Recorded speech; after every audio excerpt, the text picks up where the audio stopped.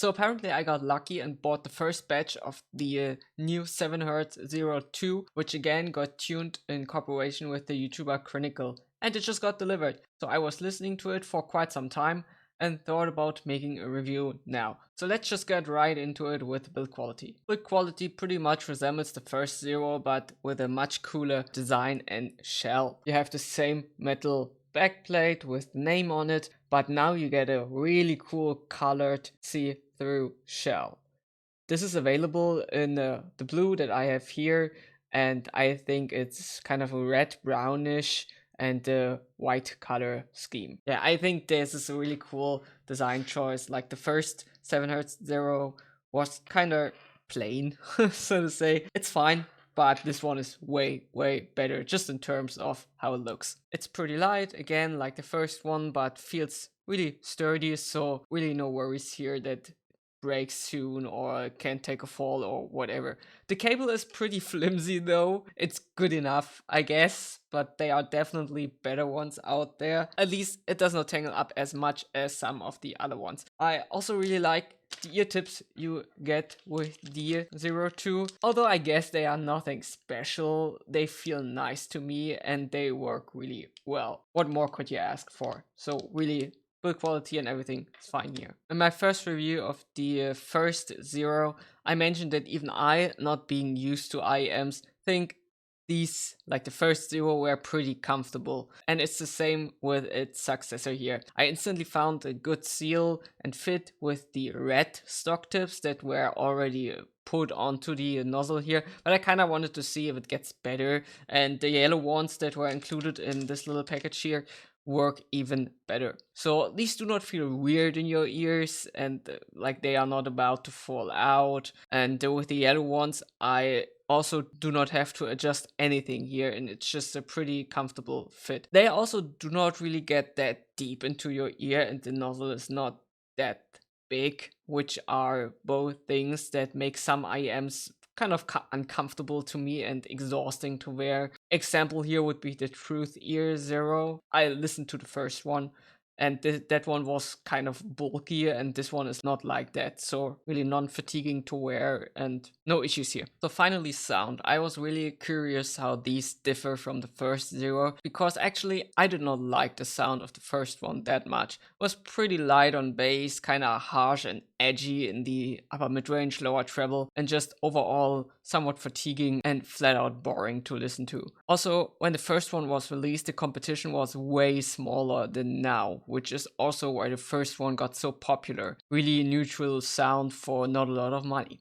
So let's go through the changes together so you can get a better picture of what is awaiting you with the Zero 2. Starting with bass here, and oh boy, they finally gave the Zero some bass, and it's really not too shabby either. They upped the whole frequency from the sub bass up into the upper bass, but not extremely so, like around a few dB. I think mostly around 3, like sometimes a little more and sometimes a little less, depends on the exact frequency, but usually around 3 dB, which does not sound that much, but makes a big difference, especially since they not only did it in a small region of the frequency, but really the whole bass section. That means you finally have bass that is actually present and even packs some punch and rumble. Finally, you can listen to some EBM and other bass-related music and won't be missing half the song and certain energy and drive that especially bass guitars in rock and metal can deliver. In my eyes, it's still not a bassy IEM,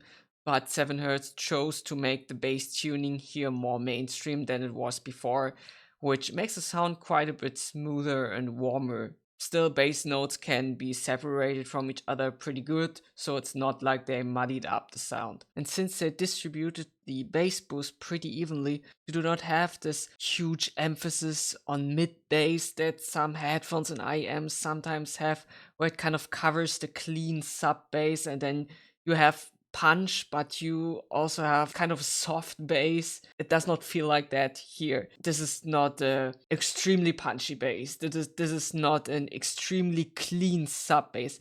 It's just a nice mix here that works with really a lot of genres. Electronic music does not feel bass light. Rock does not feel bass light. Kind of a pretty good all-rounder in that sense.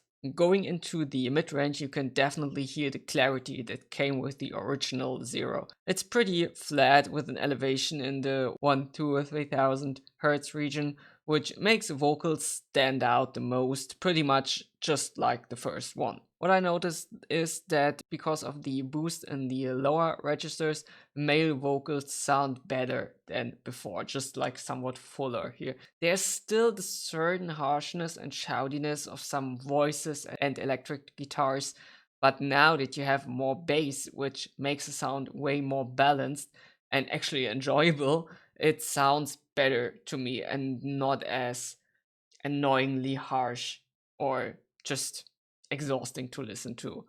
It's actually fine now. The mid range does still show that the Zero 2 is not a laid back IEM, and since they stopped with the bass boost before the lower mid range, which pretty much stayed as it was in the first one, you do not have this boomy sound that covers part of the other mid range sections. So, if you like your guitars and voices to be direct and more aggressive, you will still find that in the Zero 2. They sound real, not plasticky, which some V-shaped IEMs often suffer from. What they did here was exactly what the first Zero was missing in my eyes, to have some bass to counter its forward and energetic mid-range that was just too much and made most music sound thin and harsh. So besides the bass, finally can actually appreciate the mid-range here without thinking, oh my god, it's so thin, it's kind of too clear. Now it actually works quite well, and the clarity and aggressiveness in instruments and voices actually nice to listen to. Looking at the treble, they took some steps to make it safer, and it just sounds a little less bright, I would say, than the first one. You do not have piercing elements in the treble and overly sibilant vocals, which I do remember being annoyed sometimes when listening to the first Zero. It does retain the brightness of the first one, but listeners who like really treble heavy sound signatures may find it a little lacking here. Because besides the boost in the upper mid range I mentioned, that gives it this aggressiveness and this kind of forward clarity. The treble and lower treble are rather basic in brightness, but this is something that I really like because what it does is it makes the sound smoother than, for example, the Moondrop Chu 2 I recently reviewed. So you have this attack and detail in instruments and vocals, but it goes around this metallic sound that you get when the lower treble is too intense and when instruments become too bright. That was actually a big problem for me with the first edition, and is something a lot of people mention when they say, oh, well, this sounds thin or this sounds kind of unpleasant to listen to. But don't get me wrong, it's still a bright IEM. It's just more pleasant to listen to than the first edition of the Zero. The treble extension itself is nice though, but this is not the most airy IEM. But the first one wasn't too, and it was not really something people criticized, I think. And since it does not sound compressed to me, which is sometimes the case when your treble dies like after 10,000 hertz or so, it's fine, I guess. I mean, your cymbals and percussions and everything sound pretty natural, they are just not accentuated. Cymbals do not overly push themselves in the foreground. I actually like it that way. Like when you listen to some KZ IEMs, you have this really big bass boost and then you have this upper treble energy. I mean, I kind of like it, but sometimes it's a weird signature to have because you have this cymbal that is just in the foreground all the time and the other instruments are kind of in the background, and it's not the case here, and I think that's fine. So to summarize the tuning changes, I think 7Hz did just right.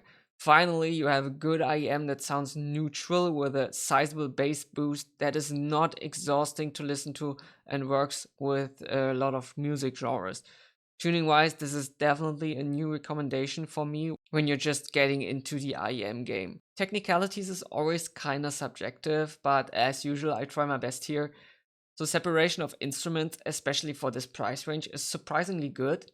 And for me, the slightly toned down treble makes it even better to separate stuff because nothing constantly jumps into your ear. Imaging is good for music and games, but not like fantastic or anything. It's still somewhat above average, I would say. Like if you get into IEMs, you can use these as an all-rounder. I decided to make two little comparisons here. And I think we do not have to do the first zero because I kind of did that through the whole review. So I will start with the Tangzu Waner, which was my favorite budget IEM for quite some time because of its smooth and laid back but not boring sound. But I do think I like the Zero 2 more. It is less relaxed but sounds more powerful and actually has better bass than the Warner. Like it's less smoothed over. It's just a cleaner bass. The mid-range is more clean and it just sounds more energetic and forward without being exhausting, which was kind of my main point for the Warner. You know, it's relaxing to listen to, it's laid back, but the treble is not dying off somewhere and it still has some bass and mid-range. I think the 7 Hz Zero just does that somewhat different and better. Next one, the Moondrop Chu 2. This one was recently released, so maybe it's a little more interesting for a comparison here. The Chu 2 got a bass boost too compared to its predecessor, and I think has more bass than the Zero 2, but it also sounds more grating in treble, more unpleasant to listen to, and just a little peaking, a little weird in the treble sounding, at least for me. And I think the mid range is also better on the Zero 2. Like instruments just sound fuller and more natural. They still have this nice attack that the Chu 2 also have with guitars and everything, but the Zero 2 just does it the same way, but cleaner and just more real sounding. So all in all, I'm really impressed what 7 Hz has done here, and the second edition of the Zero is definitely worth to try, especially for what it costs. Listeners who always wanted a clear and more neutral sounding IEM, but kind of missed a good boost in the bass, so it's actually fun to listen to, this is basically it. Remember, this is still not a laid back or relaxing IEM, it's too forward for that, and it's still kinda harsh sometimes, especially when the emphasis in the upper midrange shows itself. And like all budget IEMs, it is still kinda rough around the edges here and there, but this is way better than the first Zero and my new favorite in this price range. So I hope you had some fun listening to me rambling about this IEM. If you did, then please, nah, I'm not gonna say it. I think begging for likes and subscriptions is one of the worst thing that the whole YouTube scene has created. And I'm just leaving you with a have a nice day and goodbye.